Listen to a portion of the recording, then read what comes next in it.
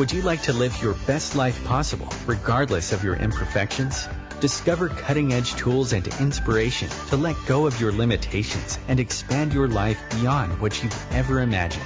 On Imperfect Brilliance, we help you tap into your unique gifts and talents, uncovering and letting your brilliance shine. Join certified facilitator and coach Betsy McLaughlin as she delves into different areas of your life to get unstuck and create the life that is truly possible for you. Betsy has changed her life by utilizing the tools and techniques she is sharing with you. What if your willingness to acknowledge your brilliance is the catalyst to creating a new reality? When you stop judging you, what else can you create in your life and in the world? Join Betsy live every Tuesday at 6 p.m. Eastern to create magical and joyous possibilities for an hour of laughs, questions, tips, and more. We are excited to contribute and play with you.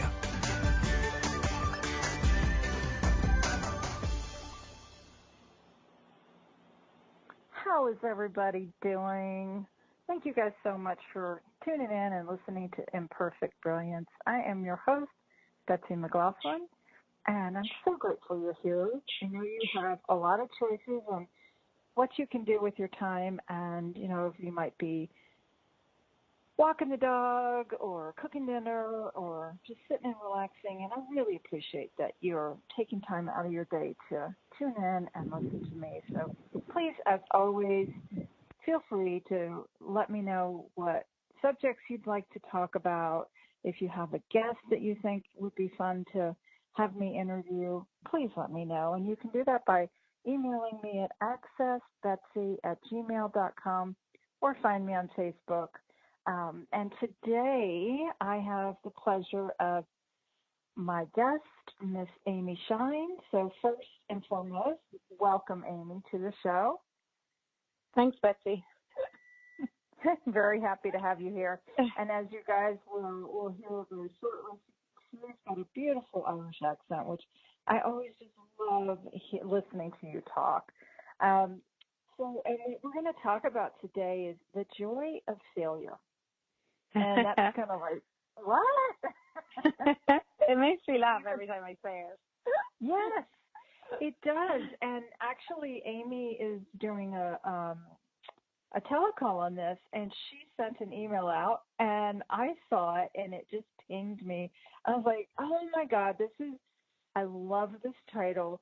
Can you please come on my show and let's talk about it? And she very graciously said, yes, absolutely. So here's a little bit of the description, and you know, where we're going to go, as you guys know, we go all over the place, but we're going to at least start here. This is when, in writing this and just looking at the energy of it, and this is just, where do you expect and maybe project that you're going to fail? So do you create situations where you will fail, where you will be rejected, where you will kind of become a self-fulfilling prophecy? And then you can say, see, there I go again. There I'm failing again. And are you avoiding success with the need to prove the failure that you've decided you are? Like, what? Okay, so that's what we're going to talk about, and really creating a shift from avoiding failure and avoiding failure in relationships, in your business, in your body, like wherever you've decided perhaps that you have been or are a failure, and really tapping into the joy that life truly can be if you choose it. So is now the time to start including and receiving all of you. And what else could we explore on this time together today? So a little snippet about Amy. Amy Shine is a world traveler. Say that fast 3 times. She's an inspirational life and movement coach who loves to inspire and awaken others to a life of more ease, fun, and consciousness with their body and their being. And she's also one of the authors of the best-selling book, Dancing is the Body for Consciousness. And she sees possibilities everywhere in a world that used to disillusion her. And I love that. I love, love, love that. So, again, welcome to the show, Amy. Thanks, Betsy.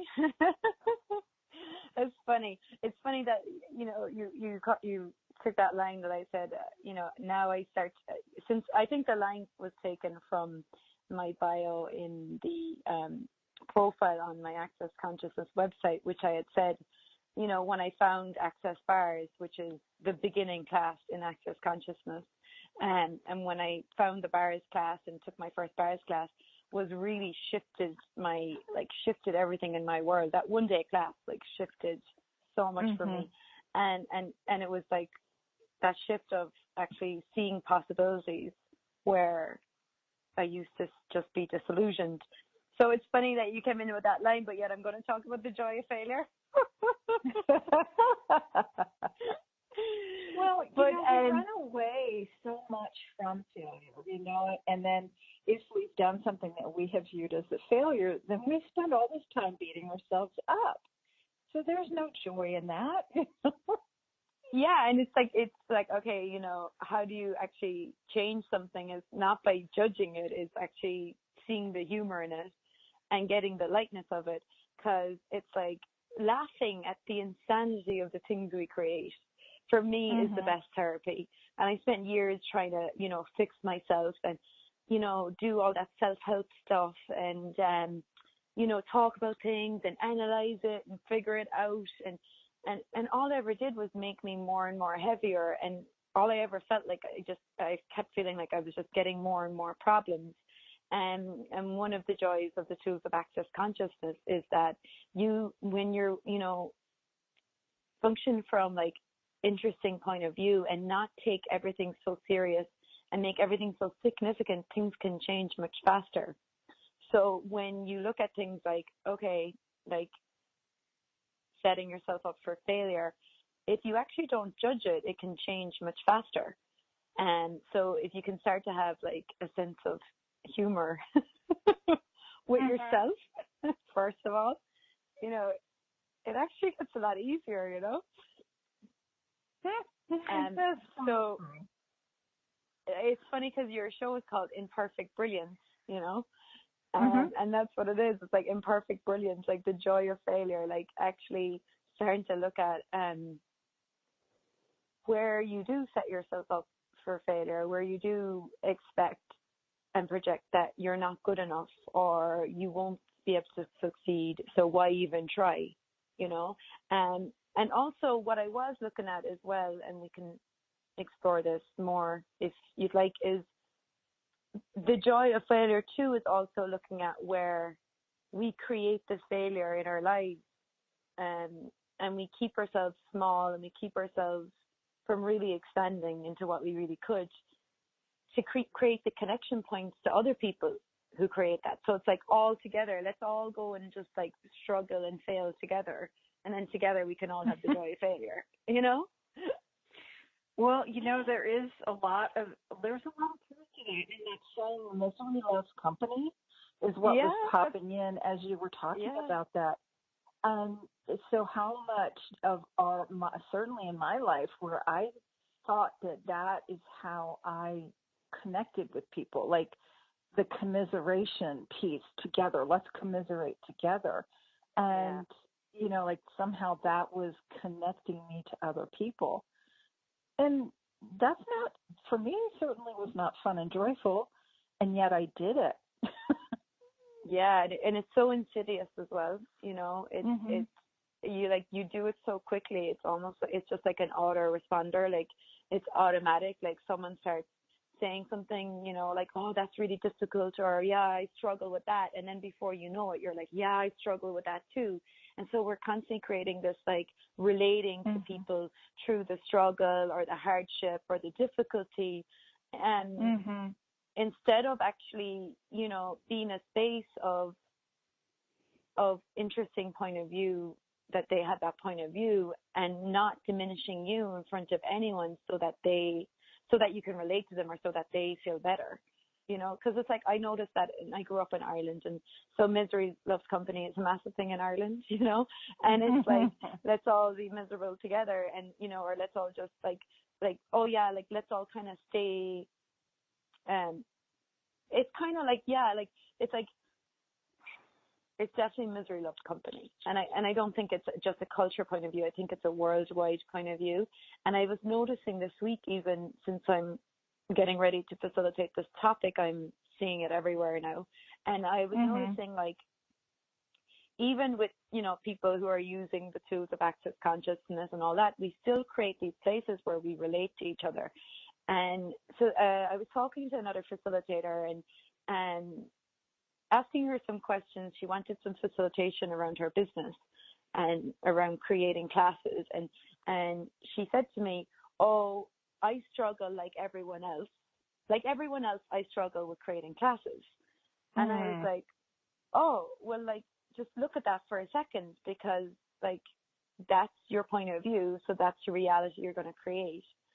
And then she went on to tell me, well, I don't even talk to these people. And I was like, but you're still creating the struggle to relate to them, even if you're not in conversation with these people every day, you know? So a lot of the things we create are very energetic. So, like, we create, like, these things like, oh, yeah, I struggle here, or I struggle with money, or I'm still not making a lot of money, or I'm still not creating a lot of business, or I still don't have a lot of clients. So then we can relate to other people. So together then we're all like, okay, we all got the same story now, you know? And I was looking at the other day, and someone had asked me something about one of my a couple of my classes, and it's always interesting when people are like, oh, how's your class going, or whatever, you know? And you're like, and you can almost feel like there's like the minimizing sometimes we do of ourselves, you know? And like, are you more comfortable talking about how you're not succeeding and you're not doing well? Or are you more comfortable talking about how well you're doing? And I know for me, like, talking about how well you're doing, or like how great things are in Ireland growing up, like, you just don't do that. Like, you don't talk about how well you're doing. And almost like if you do, you're going to jinx yourself, you know? Everything's going to fall apart if you say you're doing well. And so there's all these like hidden points of views and judgments that like don't talk about it. If you're doing well, say nothing. Yeah. And so how much do we? Yeah. Go ahead. Well, so how much do we create the failure, like, and the struggle to so that other people aren't uncomfortable, and how so other people aren't uncomfortable? Yeah. Wow. And I noticed it. Yeah, I noticed it the other day. I was like sitting next to this girl, and I was like, Archer, I was like, wow. So how much do I create my classes, my creations to be at a certain like place? You know, like what's acceptable to have in my classes? What's acceptable to make in my business? Like, what's the norm that's going on around me? And if I keep it there, then other people don't judge themselves. They don't feel bad. Wow. So everywhere that we have done that, everywhere we have been that, right? Like the diminishment of ourselves, because we can so perceive other people, or, you know, and where they are, instead of, you know, being totally being you and being that invitation for something greater. And it doesn't mean in any way that you are diminishing them, and you're being true to yourself. Yeah. And it's like, oh my God, it's massive, because it's like, how much do you become aware when you're next to someone or you're talking to someone? How much do you become aware of how much they're judging themselves? And so you diminish you, so they don't. You diminish you, so they don't diminish themselves anymore. Yes. You know. Yes. And it's crazy. It is. It's so crazy. I'm sorry. You know, we've got a little bit of a delay going here, so we're not trying to talk over each other. It's just we're all excited, Betsy. And we're excited. Right? So we've got the radio. We can't see each other. You know, we're not together. So anyhow, one of the things that was popping in as you were talking was even growing up, we did not talk about money. That was like a forbid. You just didn't talk about it, and it was a very clear message. You didn't talk about it. So the only time I ever knew anything about money was when my father was angry about it with my mother. Like she had spent too much money, or there wasn't enough, or what. That was the only time it was any kind of conversation, and usually it wasn't a very pleasant conversation. So that's one of the things that I grew up with. You just didn't talk about it. So, where's the message, as a child for me was that's something you hide. That's something you don't talk about. So that message then I translated to definitely you do not talk about your success with money. And you don't talk about, like if you're struggling with money, you don't talk about that either. You just don't discuss it. So in all of this, like what can you choose like that actually works for you in your life?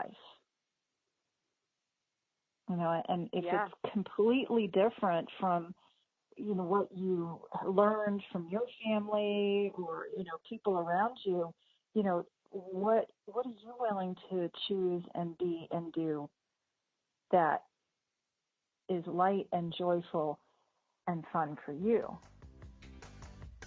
Oops. Perfect timing for our first break.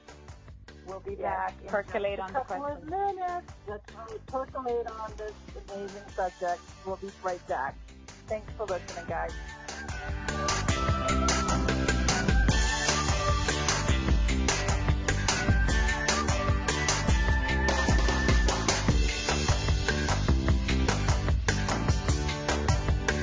Free your mind with OMTimes Radio, IOM FM.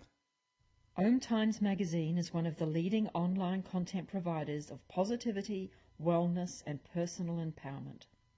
A philanthropic organization, their net proceeds are funneled to support worldwide charity initiatives via Humanity Healing International. Through their commitment to creating community and providing conscious content, they aspire to uplift humanity on a global scale. Connect at omtimes.com. OMTimes, creating a more conscious lifestyle. Hello, I'm Sandy Sedgbeer, host of OMTimes Magazine's flagship radio show, What is Going On? My passion is sifting through information, research and innovations from new thought teachers, speakers and researchers pushing back the boundaries of what we know about life, energy, metaphysics and the universe. I love shifting perceptions about who we are, why we're here, and how quickly impossible becomes normal when we open our minds, expand our awareness, and accept that the only limits that exist are those we place upon ourselves. So if you're the kind of forward-thinking, eager investigator of what lies beyond the current reality that most perceive, why not make a date to come play with me in the field of possibilities at 4 p.m. Pacific Time, 7 p.m. Eastern Time every Thursday, and together we can discover what's really going on. Dad, this is fun. I didn't think I'd like kayaking. Well, I'm glad you enjoyed it, but I think it's time to head back in. Okay. Can we come back? Sure. Hey, be careful getting out of the boat. It's a kayak, Dad. I'm going to return the kayak. Can we walk home? How about a taxi? It's a short fare from your neighborhood to your naturehood. Visit discovertheforest.org to find a neighborhood park or green space near you. Brought to you by the Ad Council and the U.S. Forest Service.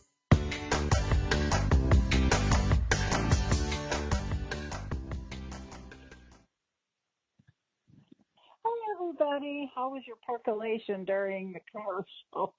I love that Amy said that. Percolate on this while we go to break.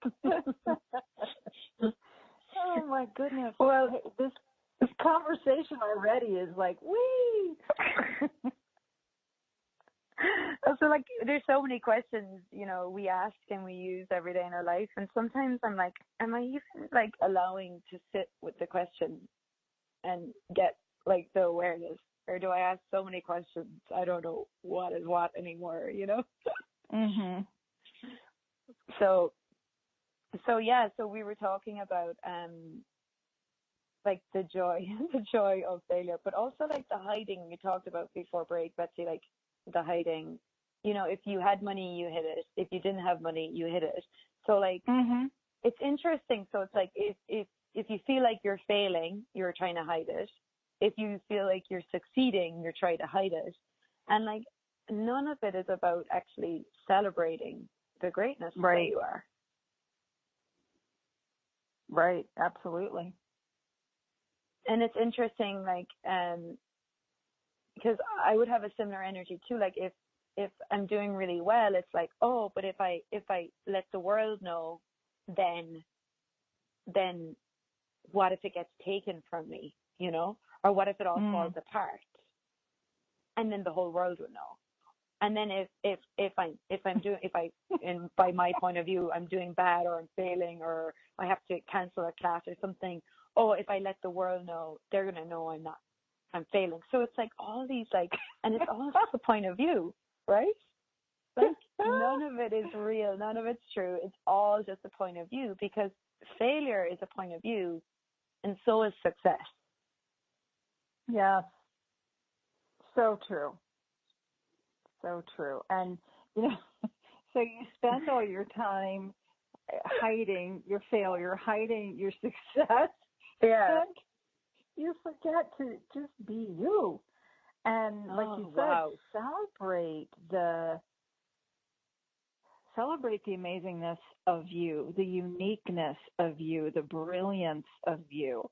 And so these conversations that we have are, to me, such a great reminder that, yeah, we actually are brilliant. We are amazing, and celebrate the things that we create. You know, you see a child and they'll go, you know, scribble something on a piece of paper and they come running to you and they're so excited. And look at what I did, look at what I created. And that joy, that enthusiasm is so contagious. And you look at it and you're like, oh my God, that's amazing. You don't know what you're looking at. And it's so fun, right? But that is a brilliant analogy, because you're right. Like the child like squiggles on the paper some illegible thing, but they're so proud of themselves and they run over to you and you don't even know what they wrote, but it's the energy is so contagious. So it's like, would we be willing to be that energy in the world? Like, hey world, look what I've created, or look what I did today, and not from like having to boast or prove yourself or anything, but from the energy of like this, like you said, being you, like this is who I am, and this is, and I'm sharing with you world my excitement, my enthusiasm, my joy of just being me and being alive and what I get to choose every day in the world, instead of trying to hide it or justify it or prove that I did enough to deserve it.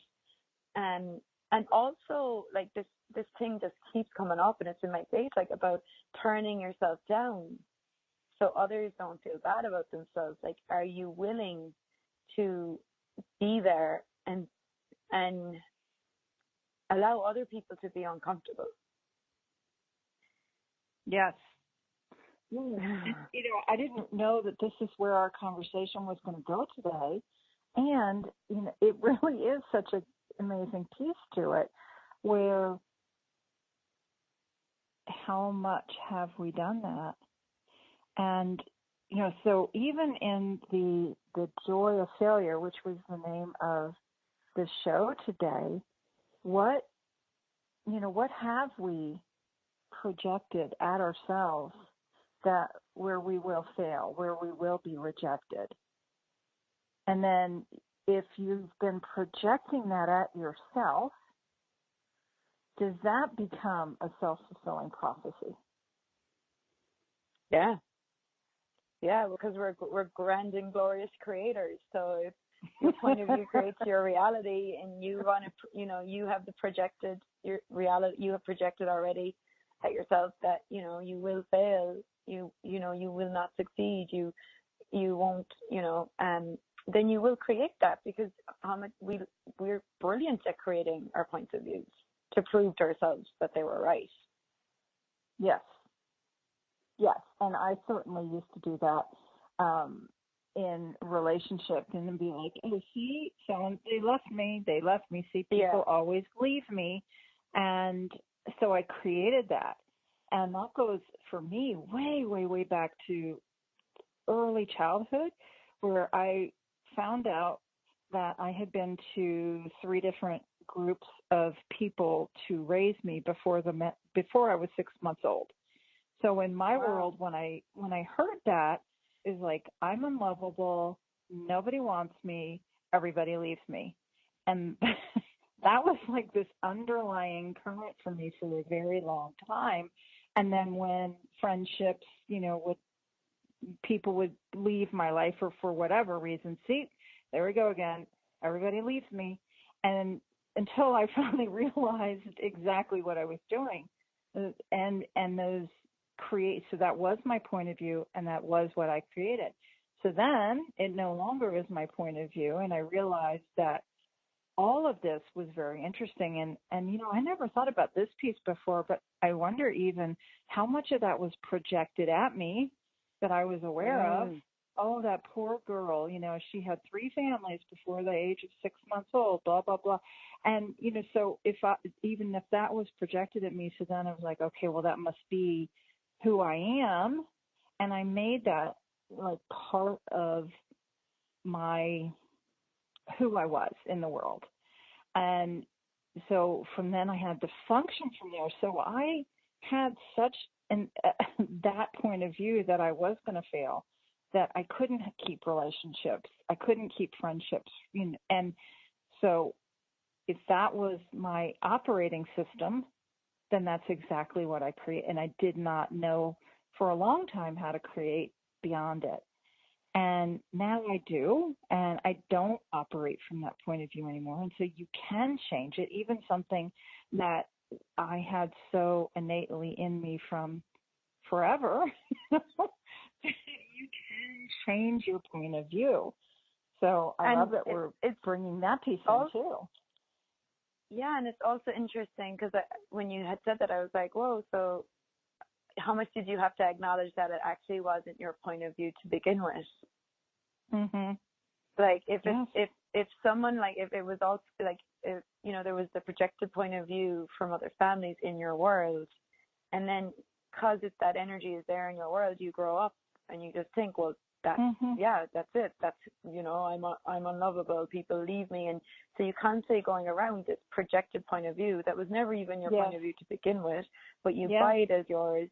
You make it yours, and then you have to really prove it's yours by making sure like all these people leave your life all the time, right? And then you're like, get to a point where you're like, okay, you make a demand like this has to change, and then the acknowledgement is like, well, it was never even my point of view to begin with. Yes. Yeah. And so how many of us have that going on with relationship, with money, with our body? Like I had that with relationship where it was like relationships don't work. And so, and then when I met someone amazing, I was constantly at the back of my head, like, this isn't going to work. Like, I was waiting for the shoe to drop, I don't know what that's the saying. It's like, where you're just waiting for it all. And I even had that with Access. When I found Access at the start, I was like, this energy of, like, it's too good to be true. This isn't going to work. Like, this is waiting for it to, like, kind of fall apart. And so that would be, like, the pattern of failure set up. Like, that is, it's all going to fall apart. The pattern of rejection, the pattern of disappointment. That underneath everything, it's all just going to fall apart. And that's where the Access tools come in amazingly, like being aware of it first and acknowledging that that's the point of view you have bought and you've made yours. And just acknowledging it allows you to actually change it. And a lot of times when you start acknowledging it, so true, acknowledging it starts to change. It does, and you're no longer functioning from like that autopilot that we talked about in the beginning.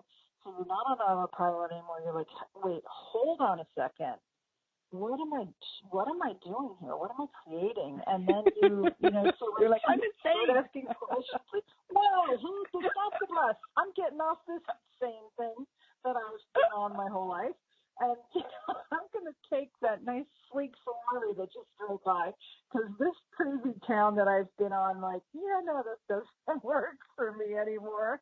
And when you make that choice, you make that demand, and things start showing up in your life that you might actually like think are totally impossible, and they start showing up. So what would you like to choose? And so one of the things that I love to do here is actually share a few questions and tools to kind of go along with our conversation. So you already talked about one, who does this belong to? So, the things that we talked about, even with my example of how much was I aware of what was being projected at me, and I thought it was me having all those thoughts. So who does this thought belong to? Who does this feeling belong to? Is this even mine? And so when you ask that question, you tap into the energy of it. And then, so for me, as I'm asking that question, and I actually had never thought to ask that particular thing until we talked about my examples, like, oh, wait a minute, none of that, what I had decided was real was even mine. So one of the things, if you're working really hard to make something true for you, is it really true for you? Like, what? Yeah, because anything that's really heavy is actually not your reality. Right. So would you say so a little what's more true on that, for please? you? So if it's heavy, it's not your reality. It's not yours. Like what's true for you is light. So ease, joy, and glory is actually what's true for us. That's our true reality. Like functioning from ease, joy, and glory. So everything else that is heavy is actually not yours. So, like, how much is the joy of failure, the patterns of disappointment, the patterns of, of expecting and projecting you're not going to succeed? If that's all heavy, is it even yours? Like you said, like, is this yours? Does this belong to you? Who did you buy it from? Did you buy it from mom? Mom. I call her mom. Did you buy it from mother or father or granddad or grandmother or teachers or country, It's like, and then we, like you said, we make it ours, and then we prove to ourselves it's ours. Right. And the one of the things, as you were talking, that popped in is, that whole generational thing. How many families do you know where, like, they all have that same point of view? They have that, where that's just what they grew up hearing. So most people don't stop and ask that question, hey, is this even true for me? And I was also looking at, too, Betsy, the other day, I was looking at, like, how, like, a lot of times, like, we go to the wrongness of us. Like, we go to, there's, like, if we go to show up in the world or we go to create something, how much we go to, like, what we can't do, or I don't think I can do this, or we go to all the, like, wrongness and the judgment. And then I was looking at people who create greatness in the world. And we all create our own greatness, right? But I was just looking at people who are out there on a big scale, right? And I was saying, well, what's different about them? But what I got was, like, they just choose beyond it. Like, they still have all the stuff come up, but they just go beyond it. So so it really comes down to, like, what would you like to choose? And would you be comfortable receiving? And this was the question Gary Douglas gave us. And this kind of sparked the whole, why I wanted to do this telecall, because he gave me some wedgies at the last class we were at about the joy of failure. He actually said that to me, well done, you're doing the joy of failure. And then he talked more about it in the class. And one of the things he talked about was, are you more comfortable receiving, you're more comfortable receiving rejection than you are admiration. And that's where I started to see it this week. And I talked earlier to you about like how, you know, if somebody asks you something, how much you go to, oh, I'm not doing that well, and minimizing yourself, so that you both can like sit in this stream of rejection together, rather than actually receiving like people maybe looking up to you or admiring you, or, you know, lusting after you, wanting what you want, envying you, being jealous of you. Like there's all these different stuff that comes up, like when you're willing to actually be the greatness of you and actually not diminish you.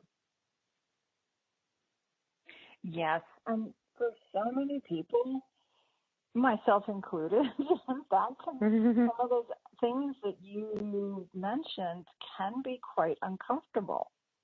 They are. You know, that's the thing. We don't have conversations about what do you do if somebody's, you know, you're aware of someone's jealous of you, or someone's lusting for you, or somebody's whatever. So hates you. Those aren't normal conversations. So what do? So then you just kind of shrink yourself. So what else could people do with that when they're aware of that? Well, yeah, I think the first step is first becoming aware of it. Because if you're not aware of it, you can't change it. And then if you can actually become aware of it, you can actually start to, interesting point of view is, you know, a tool that will get you out of everything. Like interesting point of view, they have that point of view. Interesting point of view, I have that point of view, that they shouldn't have that point of view. You know, interesting point of view, I have that point of view, that they have that point of view.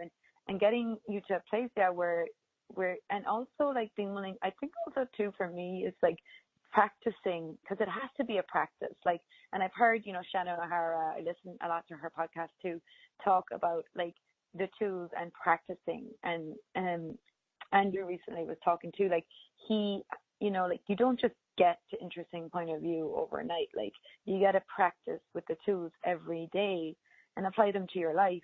And like, how do you become more like comfortable? And I don't know if you're ever going to be comfortable receiving judgment, but I think it's a practice. Like it's a practice in being present with you and your body when someone is judging, and not diminishing you, and being present even if it's uncomfortable, and not trying to run away or not try to make them okay, and not jumping into their world to try and rearrange things so they're not feeling bad. Like, you know, if you look at Dane and Gary, and they, you know, facilitate these classes to lots of people, and they receive all these different energies, you know, and like how do they receive them? Like, and they didn't get there overnight either, you know. Like they obviously have to use the tools and practice them, and use the tools and practice them, and think, we're going to break. All right, a little more preparation while we're on break, and we'll be back shortly. And we're with Amy Shine today talking about the joy of failure. Stay tuned, guys.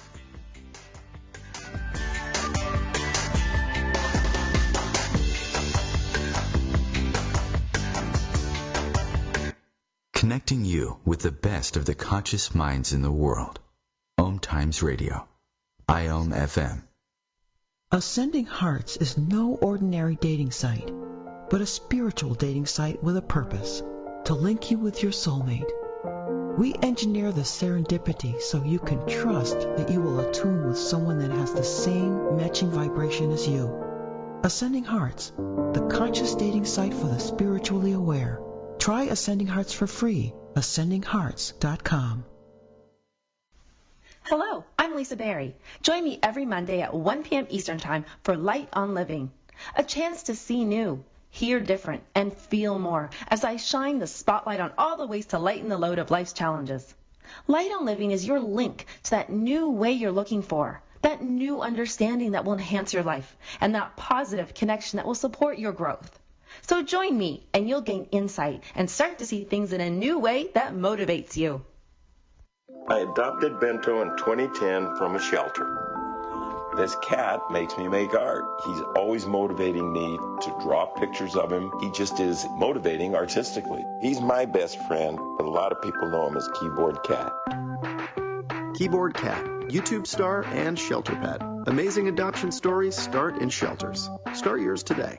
Visit theshelterpetproject.org to find a pet near you. Brought to you by Maddie's Fund, the Humane Society of the United States, and the Ad Council.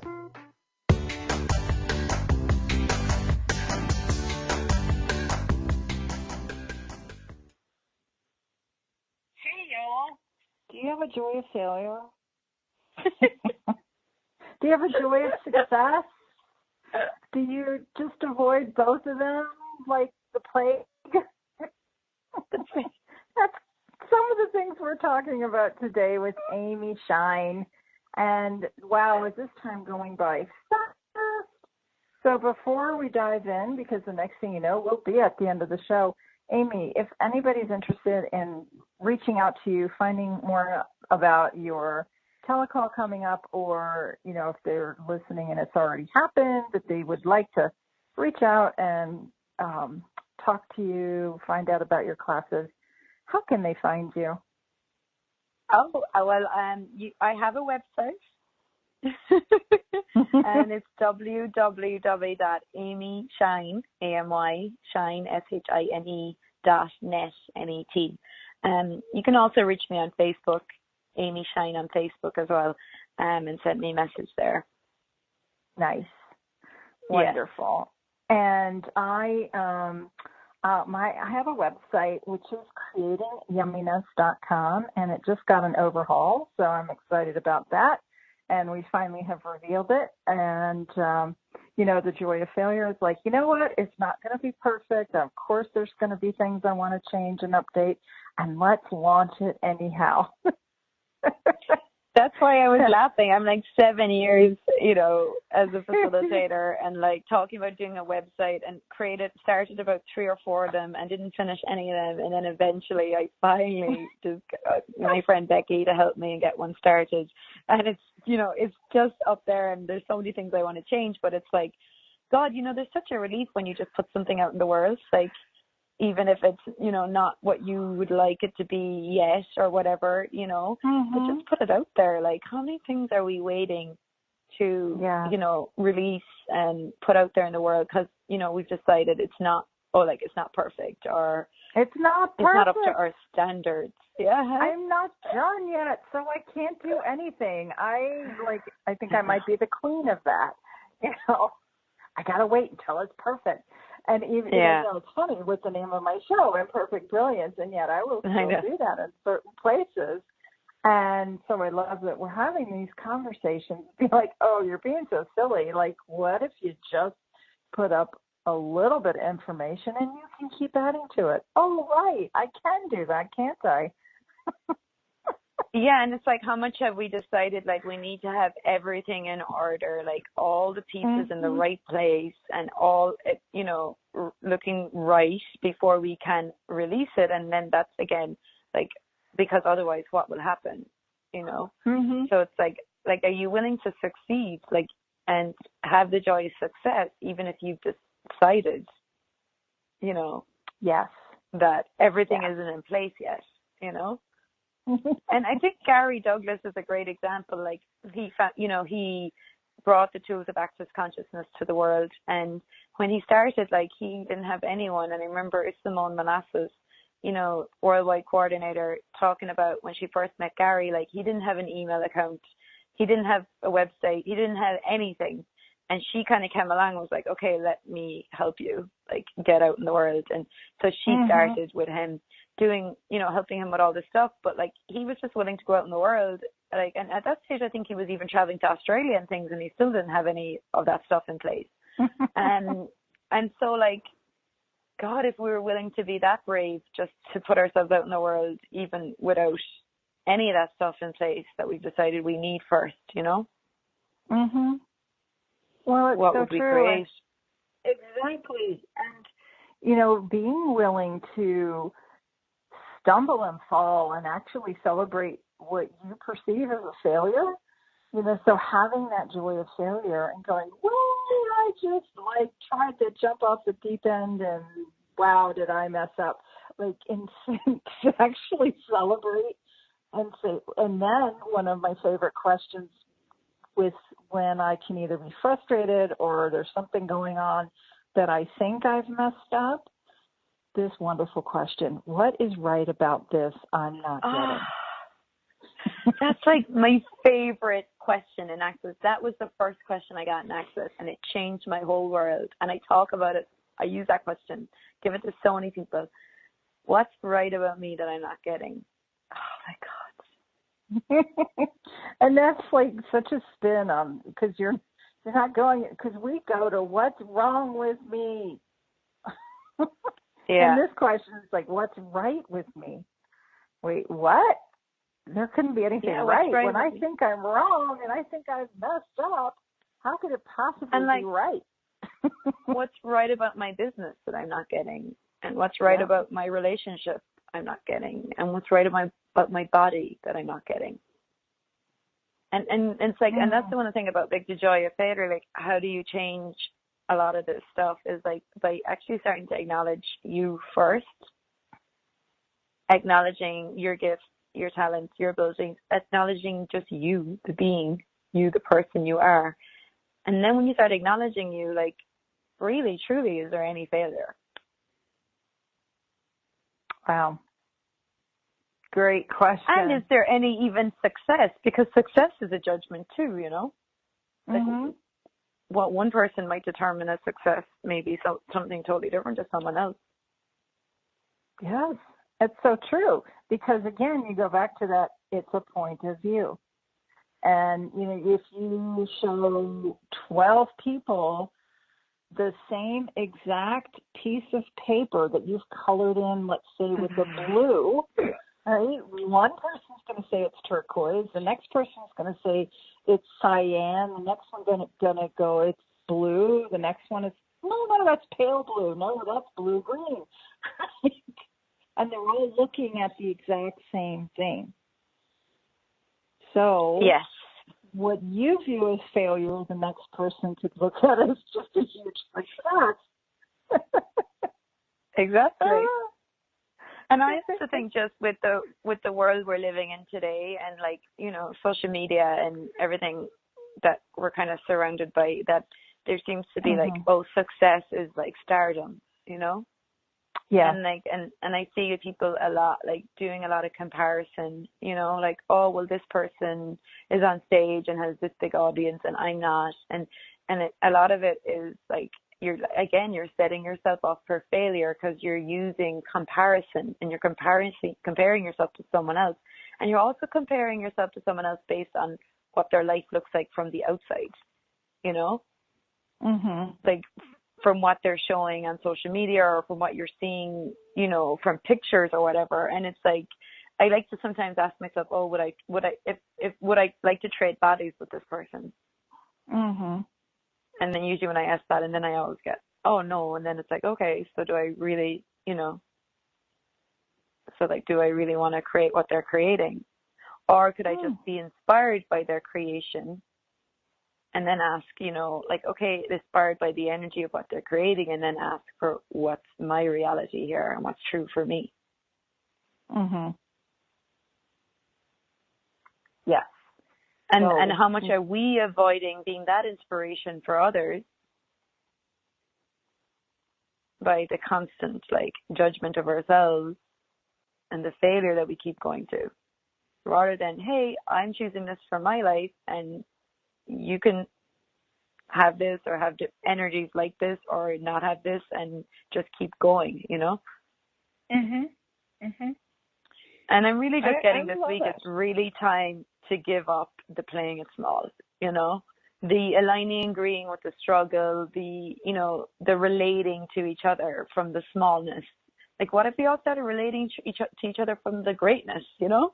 What would that create in our world? Like, yeah. Absolutely. I know when I see somebody creating something and that I view as inspiring, I'm like, oh, what would it take for me to create that? You know, and it really energizes me. And I cannot say the same about failure. I know, right? You're like, oh, we're all struggling together. This feels great. But it's like, especially when you see someone you know, or that maybe in your friends or network of friends or whatever, and you see them create it, it's like almost like, well, if they can have that, then I can have that too. If it's possible for them, then it's possible for me. And so the more that we're willing to just go big and have what's possible for us, then the more other people can have that too, you know? So true. Right. And you never know who you're inspiring by being you. And, you know, would you like to inspire yourself as well? And then from the space of inspiration, and if you're inspiring you, what can be created from that space of inspiration? And I know for me, I love it because there's there's such an inclusion of there's such an inclusion of you in that question, Betsy. You know, because it's like you're including you, and there's also like an acknowledgement of you in that question. Because when we spend so much of a lot of us spend a lot of our days looking out and looking at other people and looking what other people have, and then, you know, maybe judging it because you don't have that or whatever. But when you're willing to be inspired by yourself, you're not looking out for comparison. You're actually acknowledging you, and you're willing to actually be greater than you were yesterday. Wow. I love that. Wow. Right. So everywhere that you've been unwilling to outcreate what you created yesterday and inspire yourself, what if everything is the opposite of what it appears to be, and you actually are your greatest inspiration? And so everywhere you've been looking outside of yourself for this inspiration, for what you think that you are lacking, what if you start with you and start asking these questions and acknowledging everything that you have created? The good, the bad, the ugly, you know, all those things that you've decided are the good, the bad, the ugly, the horrible. What if you embrace all of it? What if you celebrate all of it? And in that, what can you create by changing that point of view and asking those questions? What is right about me I'm not getting? What's right about my business I'm not getting? What is right about this I'm not getting? And we've talked about so many different tools today and questions. And I wonder, you know, like even if you just took one of these and played with them for a week, what that would change in your life. Yeah. Is it's only when you use the tools you'll see how they work. And I know for me, when I first heard some of these questions, they were so different. And some, well, you know, what I've been doing so far hasn't really gotten me the life that I would like to have, so I'm willing to try it. And some of them I did a little bit more reluctantly than others, and some of them I dove right in. And seeing over time, seeing people around me that were asking these questions and choosing it, and then what the changes for me as well. It's like, oh wow, this actually works, and it's so much easier than what I have been doing, which was the fight, the struggle, the aligning with the misery of so many people around me. And it just kind of was like this anchor that was pulling me down and down and down and down, and into depression and a lot of body things and pain and all kinds of things that none of those were fun. Yeah. Like, okay, this needs to change. And so I'm so grateful that I found something that worked for me and worked dynamically for me. And I see so many people who've gone through similar things and have found these questions to be life-changing. Yeah, and they're so simple. You nearly, they're so simple. You nearly devalue them. Well, that's so true. And it, you know, we said this earlier in the show. Like, is it too good to be true? Yeah. And even that, like, sets yourself up for that shoe to drop. That question. The failure's gonna come and hit me in the face. Yep. I know it's going to come, so it's going to come, right? So, if you have some of those thoughts popping in, would you be willing to play with some of the questions that we talked about and see if it changes anything for you? And reach out and let us know. We'd love to hear from you, seriously. Access Betsy@gmail.com. And Amy, what's your email? It's shinemovements@gmail.com. Shinemovement@gmail.com. And so let us know. Let us know movements, plural. Yeah, there's an S at the end. Yeah. Awesome. I'm more a plural person than a singular. Well, I hope you guys have enjoyed this conversation as much as I have. Amy, I love playing with you, and I hope that you'll come back on my show sometime. And, listening to your beautiful Irish accent for an hour was a total joy. Oh, thanks for having me on, Betsy. Thank you, guys, and have a great week, and celebrate you. Bye. Bye.